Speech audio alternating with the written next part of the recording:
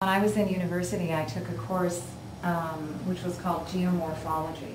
You know, not very many people took this course. It's a study of landforms. And the professor actually used parts of the learning technology from Mr. Hubbard without probably knowing it.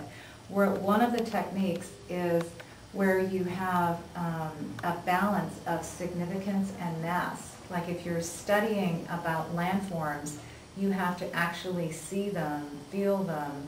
So you know, it's not just some principle which means nothing. And we had so many slides and outings and where you actually got to see what all of these different landforms. You were engaged. You were engaged learners. Yes. Exactly. And so today I remember everything from that class. Yes. You know, and yes. it's very interesting. That's a perfect example. Mm-hmm. And in our school systems today, what have we eliminated? We've eliminated, you know, the arts. We've eliminated field trips because we have to study this test. Mm-hmm. And so then you have what you described earlier. You memorize for the test. After then, you're like, you know, you're in a fog. What do we do?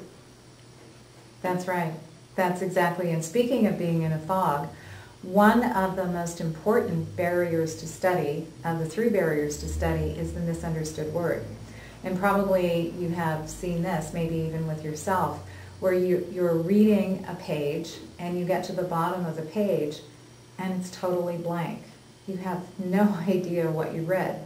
And the reason for that is because you went past a word or words that you didn't understand the definition or meaning of, and so what you were reading became very foggy. And so part of the study technology is to go back to the page, and just before you got confused where you didn't understand, you will find a word that you didn't understand. And so the technology really encourages, you know, use of dictionaries, finding the derivations of words, you know, all of that. So you get a full conceptual understanding of what you're reading, and you also increase your vocabulary too, so you're able to read more and read at higher levels. That's perfect because that addresses, I did research on the brain and how the brain acquires a second language, and I acquired 5 languages in 2.5 years. And I do that primarily by reading.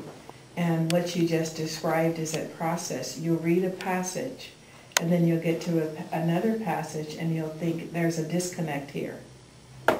And so then you go back to the previous passage, and you find that word, because that word or words changes the meaning of that passage. Right. And then you look up the origin of that word, and you realize that you misunderstood what you were reading.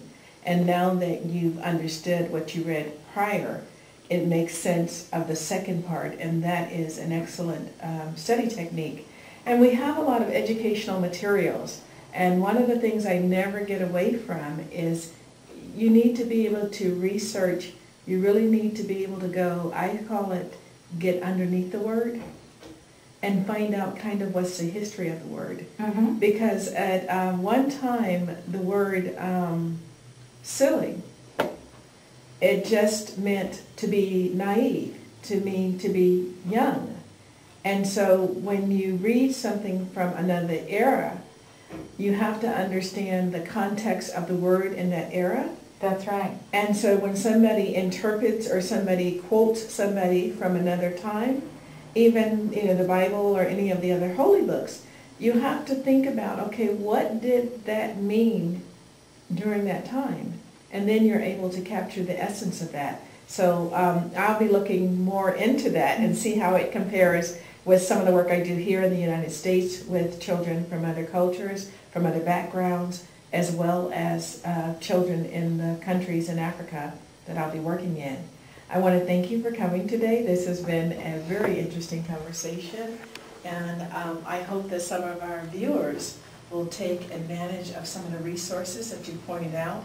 And I want to reiterate, because we always believe that there's nothing free, that I actually went to Golden Era Productions, and it's true. It is, the information is free, it's available, it's on their website, And I advise any parent or any teacher or counselor who's concerned about children, their well-being, human rights, to access some of these resources. They are non-sectarian, and they are based on principles, universal principles that we all share. And Eleanor Roosevelt was really a wonderful role model in terms of humanity and principles, and that we all have to live in this world together. Thank you, and have a great day.